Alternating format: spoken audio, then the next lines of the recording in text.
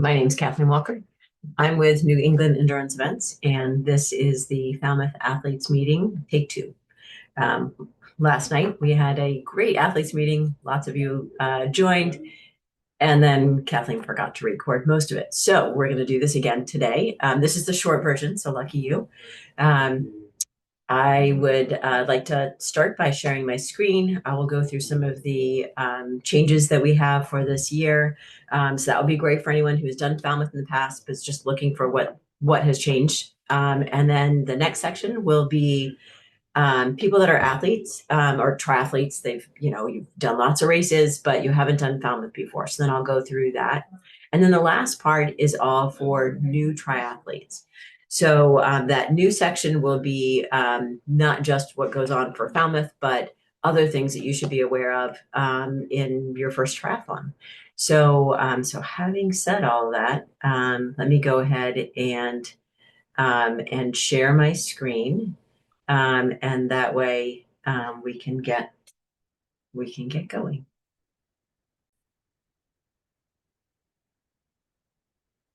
All right. So as you know, athlete meeting. Oops. There we go. So new for this year. This is new, and a few reminders. Packet pickup is a little different than we've done in past years, but the same as last year. So you'll receive an email with your check-in pass. If you'll check that over, make sure your name is spelled correctly, make sure you have a USAT number and that it's valid. That will be on there, as well as your swim wave. So if you are planning on being an age group, but it says, let's say, first timers, then you'll want to contact Maureen, and I'll put her email in the chat in just a sec. Or you can change it in your athletes account, and you can get to your athlete account through your confirmation email. There's a link there, but I'm going to put in chat right now Maureen's email, and that way you all have it. And since I am flying solo here, I'm not only putting it in once. It's at the beginning of the chat. All right, packet pickup. The difference for packet pickup has been at Mullen School for the last few years, but we're going 4:30 to 6:30 instead of that 5 to 7, which it used to be. So 4:30 to 6:30 at Mullen School. The race clinic, which is that open water swim clinic, is Saturday at transition. So not at the race swim start, but at transition area at 6 p.m. You'll need to park at it's Mill Road Mill Road parking lot. There's a parking lot, I don't know, maybe it's an eighth of a mile down the road past the beach. Park there, and then walk over to the beach house and registration there, and we'll do the swim clinic there. You will not be able to park at the beach for the swim clinic. We still need volunteers. So as always, we need as many volunteers as we can, because that makes it safer for you guys out on the course and makes it more enjoyable. And so, we usually have around 70 or so volunteers. So that's a lot of people. So if you've got friends and family that are coming to watch you race, and they like to have something to do, and they like t-shirts, and they like water bottles, and they like swag, they like to be a part of things, then please encourage them to sign up to be a volunteer. You can find that in our registration page, or you can send send a note to Maureen, and she'll pass that on to our volunteer coordinator, Beth Ann. Time trials start. It's that modified time trial that we've done with other races, which is 8 people every 10 seconds. And then there's a 2-minute gap between each wave to give a chance for the swimmers to kind of get past a point. It makes it a little easier on the lifeguards to pay more attention to you. So we'll do that, and I'll show you, if you're not familiar, where that swim start is. New last year, we will continue to do it. It's this crossing the yellow line that is in the road, that yellow line where traffic goes in one direction or the other direction. If you cross that yellow line, it is a disqualification. And clearly, that's not safe. You could get hit by a car, by another bike. And so please stay in the lane on the bike course. There are some spots that have some pretty rough road right now. So I'll show you a slide that will kind of bring out where we have found potholes in rough road. So you'll want to be aware of that, and you'll certainly want to look down while you're on your bike as often as you can. Time cutoffs we've actually had for some time. I've got them written here, but you can also go to the athlete's guide where you can read those for yourself. D'Angelo's is our post-race nutrition. We also have packaged food, and we have pickles. So we have some post-race pickles that we're going to pick up today. So we'll have those for you. And then thanks to Terry Walsh, yoga is at 9 a.m. and the awards are somewhere around that 9:30 mark. I know that we say this every year, but it doesn't hurt to say it again because every year people seem to be surprised. All bikes stay in transition until the bike course is cleared. That means the last bike has come in and then bikes are able to leave, or you are able to leave with your bike. We will not be letting people out of transition until the last bike is back. So I want you to keep that in mind so that way when I'm saying, no, you can't go out of the transition area, I know you've been warned. And of course, no e-bikes. So only people pedal bikes at our races. All right, so rough road. I was telling you a little bit about the rough road. So here we go. So I've got up here in the left corner the course itself, so you can see where this plays in. So if you go along this first little stretch, no problem. As you get around the Woods Hole Oceanographic, or as we call it, Hui, that's where you're going to start to see some rough road. So here's where we are right here, and you'll go around, and then as you make that right turn, there. Oh, actually, right before you go into Hui, it looks like there's a little bit of roughness. And right after when you're coming out, there is some spots that are quite rough. Then you'll go out and around, you'll go around the Nopska Light. And as you come back on Nopska Road, there is a pothole that you're going to encounter here if you're not careful. Andy will mark potholes and rough road as best he can, considering that there is traffic on the road leading up to the event. So he does try to spray paint with a pink spray paint. So certainly if you see that, avoid that, avoid whatever's coming up there. But you still need to be looking. It's your responsibility to know where you're going and to avoid things that could damage you or the bike as you're traveling. There are, as Andy marked here, so 3.5 miles going out, going one direction, 5.9 coming back the other way right here on Oyster Pond Road. And then there's this whole section of rough road as you're kind of coming back towards that Hui campus. So be careful there.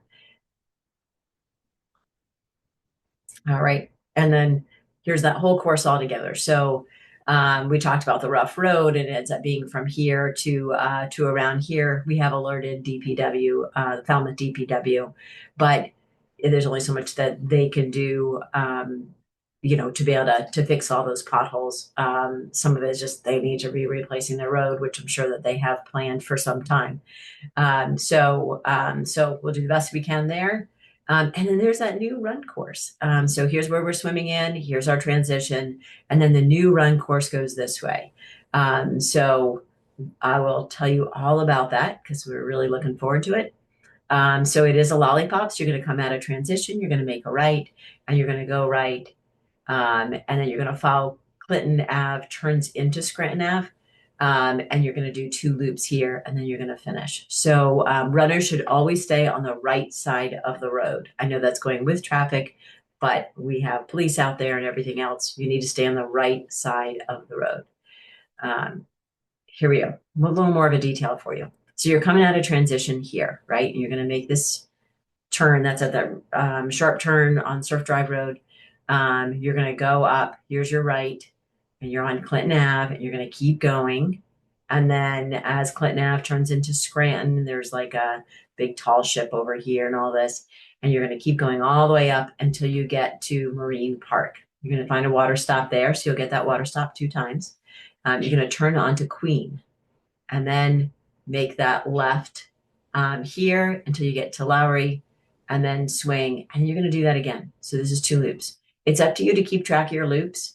The volunteers and staff that will be down here will have no idea if you've done one or two. There is a timing map though, so you do want to make sure you do both loops.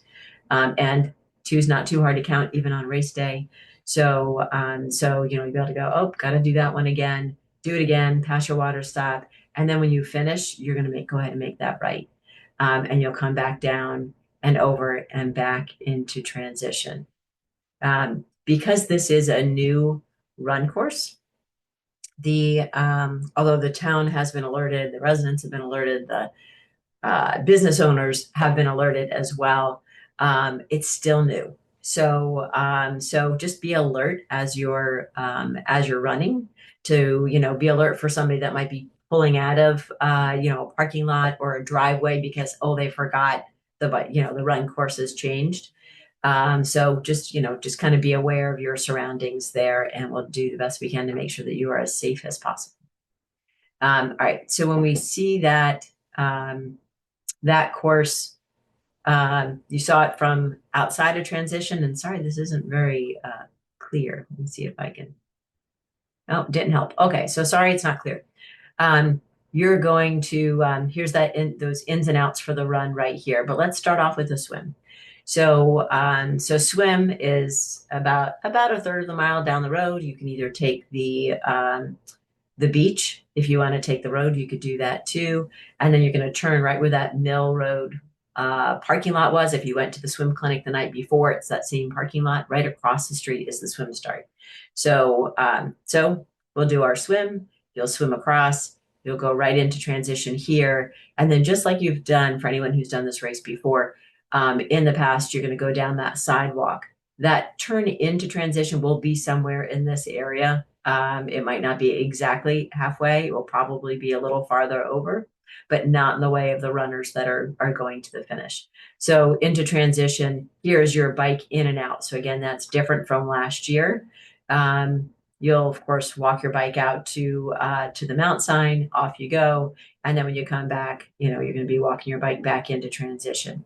All of those run in and outs are happening here. So you'll run out and follow the courses we were just talking about. And then as you come back in, you're going to come back in the other side of the fencing, and you'll be able to go on the finish chute. As you notice, anyone who's done this race before, when we had the finish line over on this other side, which right now has piping plovers, so serendipitous that we already changed the course. That was a pretty long beach run. This is a really short beach run, so it's only from this little stretch right there. So you're welcome.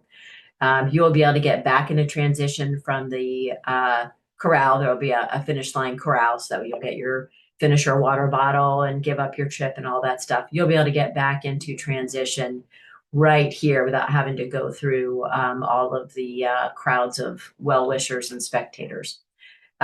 Registration and food tent is all moved over to the other side of the right in front of the bathhouse. So you'll find that for anyone who hasn't raced with us before, even some that have, there are bathrooms in the bathhouse that are available to us after, I think they usually open that at 5:45. And then we have porta potties that will be along the front, usually on the right side of the bathhouse. So you have a bunch there, plus you've got the inside. So hopefully that will alleviate any lines. Something else I just want to note here, we do have fencing that goes across this crossroad right here, and there is really no place for a spectator to stand. So please don't. You certainly don't want to be in the road. You'll get hit by a bike. And there's really nowhere else to stand there without being on someone's property. So if you're spectators, they can go down the road just a little bit and they'll be able to stand there. Obviously, you can stay on the beach. And you can probably find yourself some spots a little farther down Shore Street here once the run starts. All right. So a few more reminders for those that have raced with us before, raced Falmouth before. Our swim starts are, as I mentioned, 8 athletes every 10 seconds, 2 minutes apart between waves. Water temp, that's important, 75 degrees currently. Will that warm up? Very possible, but we don't expect it to get to that 78 degrees, which is that, magic number for wetsuits are not award you're not available to get an award if you're wearing a wetsuit and the temperature is above 78. We don't expect it to be 78, so you should be good. Medical condition or an anxious swimmer, feel free to ask for a red cap when you get your packet at packet pickup, and we'll swap. That indicates to the lifeguards that they need to put some extra attention on you. So no problem with that at all for us. The other very important parking plan. About 30 years ago, we used to park when I was a spectator or a participant at this race. We used to park on the road on Main Street here, and that did nothing but anger everybody, including the merchants. And we're no longer allowed to do that. So please do not park on Main Street. There are lots of parking lots all around. This is the one that's right by the run course because we're running right through here. So there is one by the run course that's at the Marine Park. I like parking at Mullen School and then just riding my bike down. Lawrence School is right behind Mullen School, so there's lots of places to park. This map is in the athlete's guide. Most of you know this if you've been racing with us, but we do have an open racking system. Put your bike anywhere that you like, except for where there is a reserved sign. We do have a para-triathlete. She has her own section. Relays all have their own section. And then any teams. If a team is large enough, they bring their people, they'll have a separate section which will be labeled. Anywhere else in this parking lot is all for you. We can fit up to 8 bikes per rack. It's pretty smushy. So just be careful when you're racking your bike that you don't take up a ton of room, knowing that there's 7 other people that really need to fit on that rack. If you are staying for awards, now there's this nice fence that the town has built between the parking lot and the road. There's like a little low wooden fence. It's just right to be able to put a bike on. If you want to rest your bike on that because you're going to the award ceremony, it will help us get cleaned up a little faster by getting the bike racks down, which is part of the condition of us being able to do the race at Surf Drive is that we open up the parking lot as quickly as possible. So that would really help us. We'd really appreciate that. And then, all your stuff is taken and out of the way. Again, you'll not be able to take your bike out of transition until all the bikes are off the course. And I will tell you when that is. And our announcer will tell you when that is. And then you're able to leave. We will check to make sure that your bike number on your bike and on you are the same on your way out the door. All right, our charity partner is Habitat for Humanity again this year, and you all, through your registration, has donated $931 so far. So thank you so much for that. All right, so this is usually the spot where we take some of the questions that people have been asking. Of course, thanks to me, that didn't happen. But I do have questions, thanks to our assistant race director last night. She did, when she realized I wasn't recording, she saved most of the chat from last night. So I can tell you some of the questions people had, and I can answer those for you. Hopefully that will be helpful. And that way, those of you that are not new to triathlon can go off and do whatever else it is you need to do.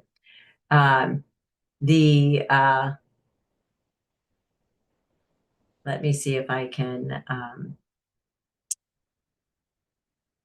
Somebody asked about storing your bike overnight. We don't have the ability for you to be able to do that. So you want to bring your bike race morning. Another person asked their relay team, they're taking their bike down so that way they're not walking from the parking lot. And what do you do with your bike when you're not the cyclist for the relay team? So it wouldn't go into transition. There is by the, I'm going to pull it up on my thing and I'll show it to you by the beach house. In the very front of the beach house, I will go ahead and show this. There's like permanent bike racks that are like right over here. There might be some on the other side too, but they're over here. So if you bring a lock, because that's outside of transition, we can't, we can't watch that. So if you bring a bike lock, you can lock up your bike there. during the race, and then you can just take it out afterwards. That also means because you're not taking it out of transition, you can take it out whenever you want. Somebody else asked about do we have shuttles from the parking lots? We do not. You guys are athletes. You can do it. It's a good way to warm up before the race.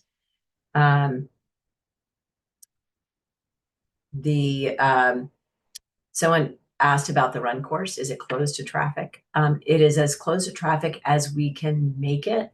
The town of Falmouth, our permit actually doesn't say roads are closed. They are technically not closed, but the police have jurisdiction over whether they let cars through or not, which they don't. So, but it's not technically closed. So you do end up with someone that's maybe pulling out of their driveway and they forgot that, oh, this is the morning that the Falmouth Triathlon's going on. So you should just be alert of that, that, you never know when someone's pulling out. But, as a general rule, the roads are closed. Not closed officially. The packet pickup, if you are first, only you can pick up your packet. No one else can pick it up for you. So if you're in a relay team, you need all members of the relay team there when you pick up your packet. You need to have your ID. If your USAT number was not on that check-in email, you're going to need to show proof of a USAT number. No one can pick up your packet for you, right? So like even forget about relay. If you and your friend are racing and your friend is running late and you say, can I pick up their packet? The answer is no, we can't do that. So that's a USAT sanctioning rule. It's not just us, but it is something we have to adhere to. So on the USAT, if you do not have a USAT number, and there's a few of you that still don't, please make sure to get that before race morning. You are no longer able to bring cash and then just fill out a waiver. USAT doesn't allow us to do that anymore.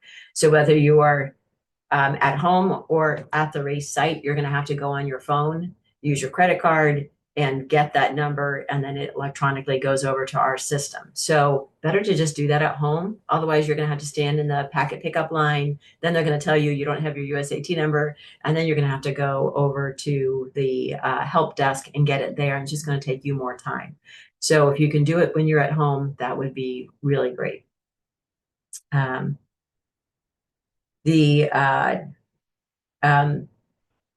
Someone asked about volunteering, and if they volunteer, they have a child that's teenager that is participating, and they want to volunteer. Will we put them somewhere where they get to see their loved one? And we will. We try to make every accommodation so that way those that have loved ones that are racing, we want to make sure that you see your loved one as often as possible. So we'd love to have more volunteers. All right. So that was all of the questions that, let me undo one more. Crossing the yellow line, I mentioned it. I'm going to mention it again. If you cross that single or double yellow line on the road, on the bike, and you're caught, that is a disqualification. It's not a time penalty. It's a disqualification. Last year, I went back through results. We had 7 people get a disqualification for crossing the yellow line. So we are serious about that. There's just too many bikes that are going through there. It's really easy to end up hitting someone head on if you go over the yellow line. So please don't do that. So speaking of that, before I switch over to first timer talks, remember there are a few options that you have for getting penalties, or a few opportunities. One, earbuds, no earbuds on the bike or the run.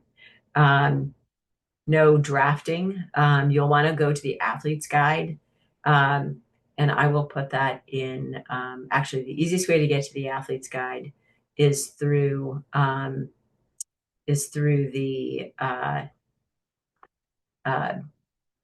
I got to put it right here. So it's Falmouth Triathlon.com. And it just brings you to our main website. It's just a redirect. But if you go there, you'll see like there's a little banner on top, and you can click on that and get to the athlete's guide. So that's the fastest way to do it. So in the athlete's guide, we talk about the yellow line crossing disqualification. No earbuds, no drafting.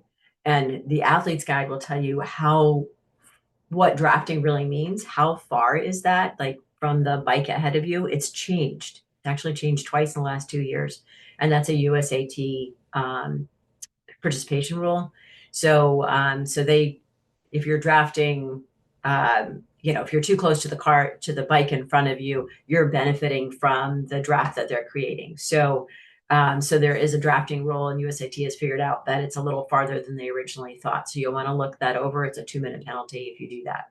If you're blocking, so if you're riding side by side with someone, or you've got this person behind you and they keep getting in front of you, and then they go behind you and they're really getting annoying, and you're like, I'm just going to block them. Meaning that you're riding side by side with somebody else. That way, nobody else can get around you. That blocking is a 2-minute penalty. So when you're riding behind someone and you decide that you're ready to pass, make sure that you have the ability to really make that complete pass and get back in front of them in a timely manner. The athlete's guide does say how long that is. I think it's like 10 seconds, but they've changed that. So check the athlete's guide.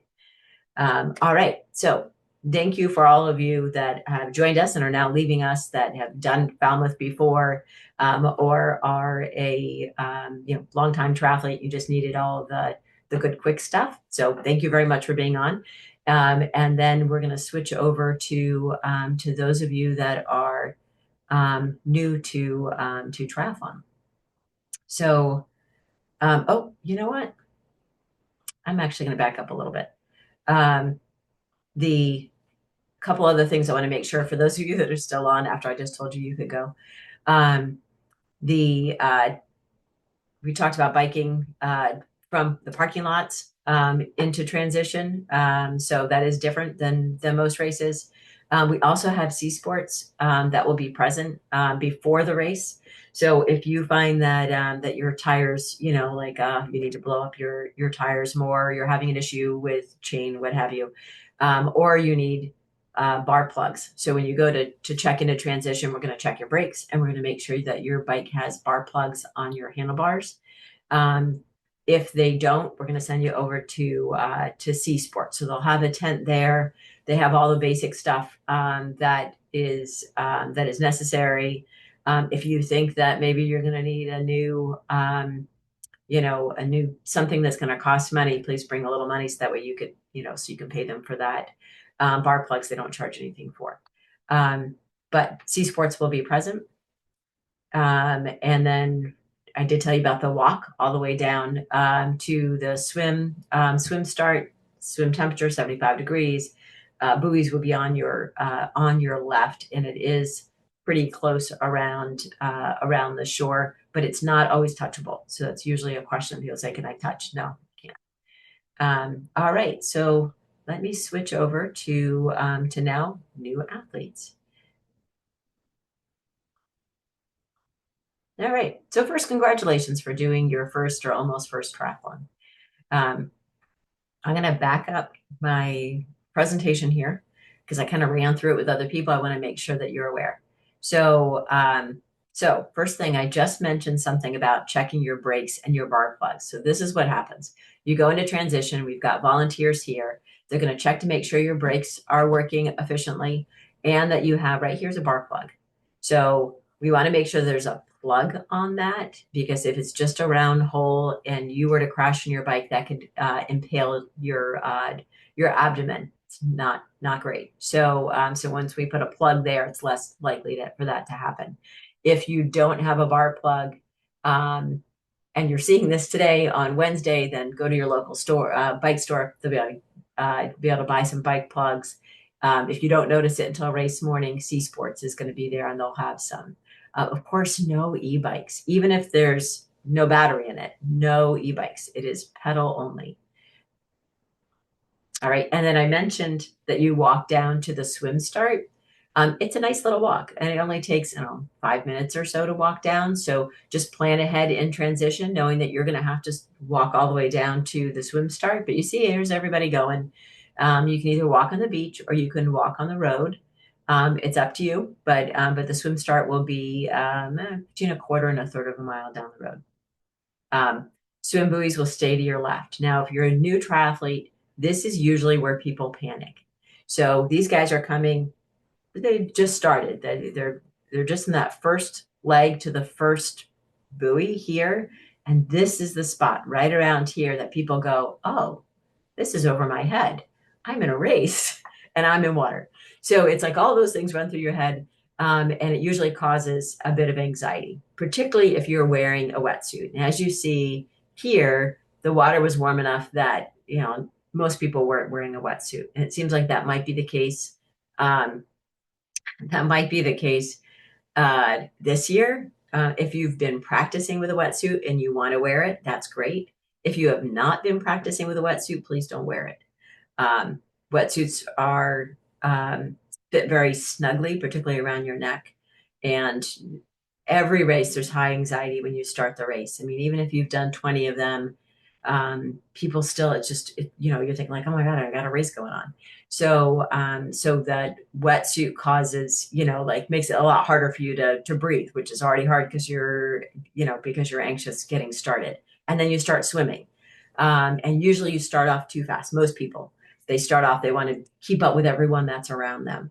And then that raises the anxiety as well. So by the time you get to here, you're a full blown anxiety.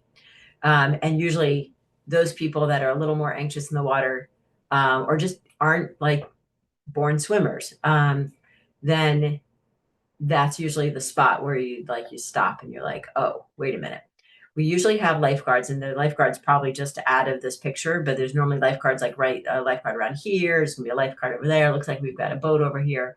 You can hang on to the lifeguard, and I think that's probably the very next. Nope. Never mind. Somewhere we have our picture of our lifeguards. You can hang on to their boards to catch your breath, and then you continue swimming on. If you find that sometimes you get out there and you realize that you didn't train enough, or you're not feeling great that day, or it's just not your day, and you decide that you don't want to race anymore. If you can bring yourself in and just go directly back to shore, like once you're out this way, this goes kind of straight across, and you want to come in from shore, you can do that. You need to give your timing chip to any staff member. We are either wearing yellow or we're wearing a red polo. Give your chip, or you can give it to the lifeguard if you wanted to. Give your chip up, so that way we know that you're no longer an official racer. And then you can decide if you want to do the bike, you could, but you're not an official racer. You are, you're just kind of doing that on your own, but you need to turn in your chip. If there's anything that's more serious and you're like, I need a ride in, the lifeguards can actually do that, or one of our spotters can bring you in. So we'll never leave you out there, I promise. All right, so my best advice that I can give you, and I'll give it to you on race morning too, is take it easy on this stretch right here. Don't go 100%. Kind of figure out what's going on. Get your equilibrium. You've got other people that are swimming with you at the same time. So you kind of get used to how that feels, where someone might bump into you or something like that. So you're kind of just catching your breath. You'll get to that first buoy. By the time you get there, if you're feeling great, take off, go as fast as you want. If you're not feeling great, well, that works because now you've got a chance to stop and regroup before you decide how you're going to move forward. But we found that if you do that and just take it easy going to that first buoy, it makes the rest of the ride much easier. Once you get out of the water, we will have these little kiddie pools where you can get the sand off your feet. So when you go into transition, your feet aren't all sandy when you're putting it in your shoes. Always walk or run in transition, never ride your bike. So there's a mount and dismount sign outside of the transition area. That's where you'll get off your bike, and then you'll run it one way or the other. All right. So you see, I skipped through all those other ones. You'll see the race schedule at the registration tent. It'll be laid out just like this. You'll also get in your packet, you're going to get a bib, a bike number, and a helmet number. Helmet number, of course, goes on the front of your helmet. The bike number can either go right here, or it can go on your seat post, whatever's going to work out best as long as we can see it. That's what's important. And then there's body markers. And the body marker volunteers are going to mark both arms right here. And then they're going to mark, hopefully it's your left calf, sometimes it's your right calf. And they mark that with your age. So this is your bib number, this is your age, or if you're relay, they'll put an R. Just when they say, what's your age, say relay, they'll put an R. If you're aquabike, tell them aquabike, they'll put an A or a Q or something. We'll know that whatever that A or Q is, that you're aquabike. All right, so racking your bike is counterintuitive. You want to rack by your seat. So you see how the seat kind of creates a hook. And so you're going to rack your bike that way, facing forward. And all of your transition stuff's going to sit either to the right or the left of your wheel. This person left their helmet hanging on their handlebars. I wouldn't do that. It gets knocked off when somebody else is going by. So you want all that stuff to be down in your transition area. So here we go. So this person had worn a wetsuit. There's the helmet. It's upside down, making it easy to put back onto your head. It looks like they were facing this way, right? They'll take the helmet and literally just flip it up onto their head, put on their glasses, buckle their helmet, then take their bike off of the bike rack. Always do your helmet first before you get your bike off. And you do that, and I seem like that seems silly, but once you get your bike off, there's something in your mind that's like ready to go. So you want to make sure your helmet's on first. And otherwise, if you're not wearing a helmet, we're going to send you back. If it's not buckled, we're going to make you buckle it before you go, because we want you to be safe. So do all that beforehand, and you see everything else is right here. So there's that bib. So we're going to give you a race belt. And the race belt, you just attach the bib to the race belt. You only have to wear it in the during the run. During the bike, we have your numbers on the bike, so you're set unless you want to wear it. It's up to you, but you have to wear it on the run, and it needs to be facing forward. So you'll put that on. You'll put on whatever hat you might have. If you have separate sneakers, you'll have that on. And then this person has a little goo beforehand and their hydration, and then off you go. We do have water stops. Be right as you're leaving transition on the run. And then I'd shown you before by the marine park, before you make going into the loop for the run, there's a water stop. You'll hit that water stop twice. Some people like to have water on them as they're traveling so they can drink as they like. So if so, you might have your own little water flask. But all of that stuff is to fit right here. So this transition mat is roughly the size of a big hand towel. So that's the size you're looking for in your transition. You're not going to have room for a whole beach towel. You can fold a beach towel in half. It's really hard for buckets. Some people will be like, oh, take a bucket with you.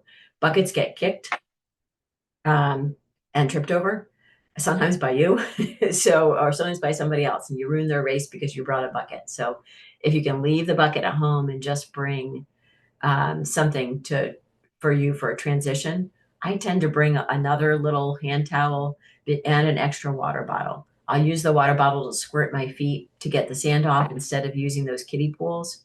And then I can pat my feet dry. Some people don't care if their feet are wet, but I kind of like mine to be dry. So I'll pat them off before I go off on the bike. So you can have all of that right here. And then you can put so this person has their backpack just sitting there.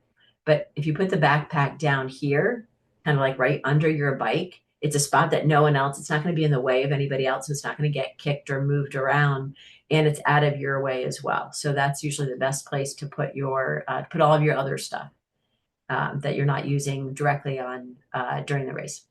There's that red swim cap I was talking about before. If you're anxious in the water or you have a medical condition, then just ask for a red swim cap when you pick up your packet. And then you'll have that. That can be for any swim wave. At any time, anyone can wear a red swim cap. There's our lifeguards. So very friendly. The lifeguards that we have at Falmouth, they're actually hand chosen to race Falmouth. They are all Falmouth lifeguards. That we've been doing the Falmouth Triathlon for decades. And it's a privilege for them as their supervisor says, it's a privilege for them to be able to be a part of this event. So you are getting the best of the best lifeguards out in the water. You can always hang on to one of their boards if you need it. Every once in a while, we get someone who is swimming from board to board. And at that point, this gentleman right here is our swim captain, and it would be his call to say, look, this isn't working out for you if you're having to hang on all the way through the course. Then maybe this you need to go ahead and go in. It rarely ever happens, but every once in a while it does. So if you're really struggling, if you're like, I don't know if I can swim that whole distance, then you can always defer, and then you can volunteer so you can see more of what the race is about, or get out there in the next couple days and really work on your swimming.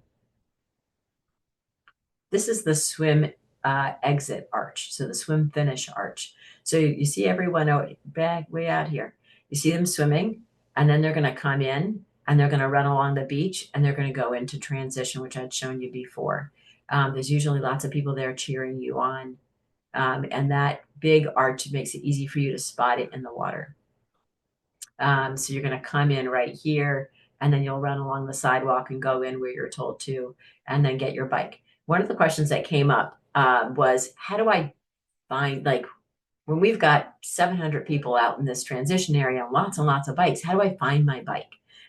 So what I've done, and Andy and I don't get to race during the summer because we're doing these, but we do race in the winter. So it tends to be Florida races, which have like thousands of people there. So you've got this transition area that goes on forever. And, I just have one bike. So, where do you put your bike where you're going to be able to find it when you're rushing from the swim and you're trying to hurry up and get out on the bike? Or worse, you've done the bike, you've got your bike with you, so you no longer have that as your, as your marker, and you're trying to figure out where your transition area is. Somebody suggested last night having a bright towel, so that would make it easier for you to find, like, as your transition map, something that's bright, so you'll be able to spot it. So that's a good idea. What I've done is look for something that I can identify. So along this road are houses, and I think in Falmouth it's just houses. So I find a house that I can identify, and usually it's like I look for their front door or the steps going up to their porch, and I'll find that spot, and then I'll go down transition, and it's usually this many rows of racks. So I'll be like, okay, I'm going to be on the first rack directly across from that house's door. Or I'm going to be 2 racks in, or whatever you want to do. And that way, when you're running down here with your bike, or you're coming from the swim, okay, I'm going to go to that house and right that door, and I'm going to look down. There's my stuff right there. So that way you're not having to hunt around. So that will help you, particularly with your first race, because it is really anxiety provoking when you can't find your stuff. But even veteran triathletes have wasted minutes walking, looking around transition, trying to find out where they racked their bike. So that would be my best thing. If you're positioning going the other direction, look for, there's some handicap signs that are over here, or the finish line arch is a great great marker. So look for something, that you can be like, okay, I see that. Now I know where my stuff is. So there's my advice for the day. Transition area is for running and walking only. So you will get off your bike. These athletes had gotten on their bike with, there's a sign just like this, and it said on the other side, it said mount, and that's where they will mount their bike. And then they go off on the bike course. And then these guys are all coming back in, and this sign says dismount. So there's always volunteers, staff, police that are saying dismount. So just listen, you'll know exactly where to get off of your bike, and then you'll run your bike in. You'll also see, I know it's kind of hard to see here, you see these flags. This one's a red flag, and it says bike in.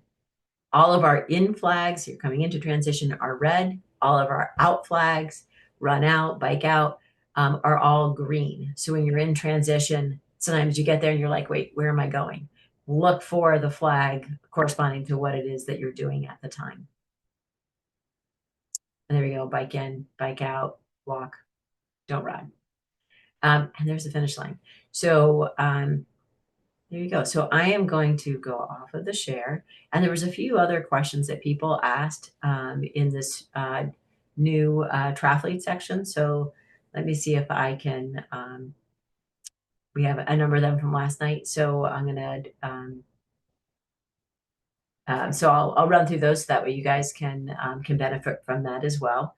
Reminder, packet pickup is Saturday at Mullen School. So that's not at the transition area. That is in town, and it's the elementary school that's right there. There's a merry-go-round out front, and there's a sign that says Mullen School right by the library. So that's where packet pickup is on I say Friday, on Saturday, because the race is Sunday.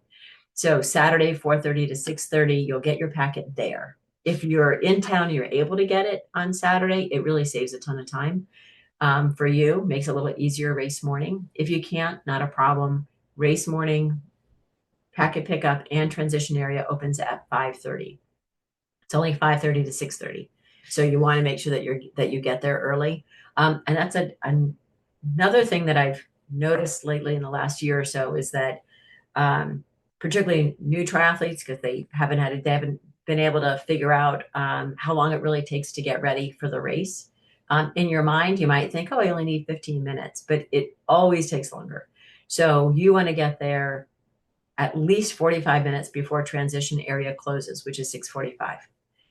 That's the latest that you want to be picking up your packet, which, by the way, at that point, there's a lot of people in line. So the line itself takes a while, but you need time to be able to find a spot, get all your stuff set up, go out, do a little swim. You should always swim before you race. So it's good for your body to kind of acclimate and be like, yep, this is salt water. There might be a little tiny wave. Something so that way you're ready for race day. Usually most people will go out for just a little run and come back, just enough to kind of get their legs going. And because you were coming in from the parking areas, you might have biked in. So that takes care of you warming up your bike.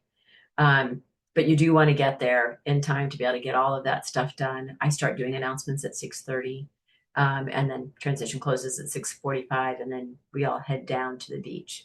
So make sure you allow yourself enough time so that when you're there somewhere around that 5:30, 5:45 mark tends to be a good time frame to come. All right, other questions. Relay teams. So if you're in a relay team, you need to transition where your bike rack is. So that's where the swimmer comes in, and say you're the cyclist, the swimmer has to go all the way to that rack. Then you take your bike off, you put your helmet on, right? Buckle it up, take your bike off. Then if there's three of you, the runner can take the timing chip off the swimmer and put it on you want to put it on your left ankle. So you don't want to put it where the chain is. So put it on your left ankle. You go out and do your bike. When you come back, then the runner is there by the bike rack. You rack your bike. The swimmer, if you've got a swimmer, takes that timing chip off of your ankle and puts it on the runner's ankle. So a couple of reasons for that. You've already done all the work with the bike, so why not let the swimmer do that? But also sometimes you get a little woozy when you're on the bike, and then all of a sudden you're off the bike and you're trying to bend down. So if somebody else can do it for you, it's that much easier, and it gives whoever that third person is in your relay team something to do. In between all of that, the swimming, biking, or running, other relay team members can be out of transition. And then just come back about the time that you're expected to come back into transition. Please be careful, though. I think at Hyannis one, we had relay team members that were just going back and forth in and out of transition, which made it really difficult for the volunteers and staff to try to keep that transition area managed. So if you go out of transition, stay out of transition for a bit until it's time for you to come back in, and then vice versa. So that would be really helpful. All right. Remember, all three relay teams, or two, however many you have on your relay team, everyone needs to be present to pick up their packet. And you'll get a t-shirt, you'll get a race belt, you'll get a water bottle. We do not do finisher medals, but we do finisher water bottles. So we want to give you something you're going to be able to use. So that's where the water bottle comes from. So it does say Falmouth Triathlon finisher. So it is something that you can humble brag. So we have that, and then we have lots of goodies in your swag. So you'll get all that. If someone's volunteering, they get a swag bag, they get a water bottle, they don't get the race belt, they don't need that. And they'll also get a t-shirt. So if you have any loved ones that want to volunteer, we'd love to have them. Um, all right, so let's see. So other questions that we had, drafting, I think I talked about that a little bit. The no drafting on the bike, double check the athlete's guide to find out what that distance is. And we do have motorcycles on the course, and there's course marshals, and they do take, they do take notes. So you could end up with a penalty if you're not sure what those rules are. So check the athlete's guide. There is no parking at the transition area at the race site unless you are a paratriathlete. If there are a couple of handicap spots, if somebody else, a spectator, needs that, but those are first come, first serve. All right, so somebody asked about swim waves. Swim waves are actually already set, and they're in the athlete's guide. So your age is based on the age that you are as of December 31st of this year. So even if you have a birthday, 2 days ago or 2 days after the race, it's still the same for USAT. So that way, the year round, you end up being in the same age group. So you could be in an age group. You could be Clydesdale Athena, elite, first timer, friends and family, paratriathlete. That's it. So all of those waves go off at different times. If you are a first timer, that's the category that you're in. That's the swim wave that you went in. Then that's how your award is being, your position for awards is being set, not in the age group. So if you're a first timer, that's how you signed up for your category. Then you are, being coupled with all the other first timers. So you might get first, second, third, first timer, but you wouldn't get age group because the age group athletes went off at a different time for the swim wave. So it's always separate like that. So if you want to do, if you are signed up as a first timer, you're like, I'm a great swimmer, because that would be the reason why you'd want to do first timer. If you're like, I'm a great swimmer, I don't mind being in this big mix of age groupers in the water. I'm going to switch. You could do that in your athlete's account. So you could actually do that now. Somebody asked last night, it was a great question. What are the advantages to being in the first timer wave versus age group wave? It all comes down to the swim. That's really the only reason to be in the first timer wave. So first timers, as a general rule, you're new to triathlon. You're nice. So when you start in the swim, if somebody else ends up being near you, you end up running into someone by accident. It's usually like, oh, sorry. And then you swim and, and off you go. And that's fine. It's very manageable. If you are in the age group wave, there's some of the age groupers have been doing this a long time, and they have no patience for anybody that gets in their way. So you might get elbowed, you might get a hand across your head, you might get kicked if you got too close to somebody, somebody else's feet, and they're like, who is that? And they give you a big kick. You get swam over. If you've been doing it a long time, you're like, all right, yeah, whatever, like it's just kind of a mosh pit. But when you're new to triathlon and you haven't had all of these experiences yet, sometimes that gets unnerving. And so that's why you would do the first timer wave. So if that swim mosh pit doesn't bother you, you can do age group. Just let somebody know we need to know beforehand so we can change your registration. Or if you're like, I'm signed up for age group and I don't like that idea, then maybe switch over to the first timer wave.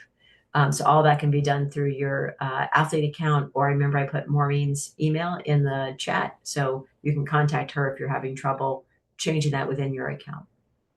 All right, let's see. Just reading through a few of the questions, making sure that I've covered everything that other people have asked. Remember the USAT membership. If you don't have a USAT membership, or it's not valid, which means you've been getting emails saying you need to get a USAT membership, please do that before the race. If you go to your athlete's account, there's an opportunity to add it there. Click on any of the emails that you've been getting. If that's still not working, contact Maureen, and she'll help you. She'll help you with that USAT number. Sometimes it's a matter of birth dates that the numbers were transposed, or you have a hyphen in your name, which USAT system doesn't seem to do well with. So usually it's like something, something small if you had already purchased it, but it wasn't validating. If you haven't purchased it at all, please go ahead and get that done. It will save you a bunch of time race morning. Um, all right. So there was a lot of questions last night, which was really great. And I'm sorry you missed that. If you don't have your USAT membership card, um, and you get your email and it says that your USAT membership is valid, you're good. You don't have to actually bring the card. If it says it's not valid and you don't have a card, we need something that shows your number. So that might be an email that you had from USAT saying that you have it, like a confirmation. That would work. But we need something to prove that, yes, you have a USAT number. For every once in a while, someone gets through and we missed it, they didn't have a USAT number, we end up paying for that. So one way or another, somebody pays for that membership. And the membership, some people ask, why do you have to have a USAT membership?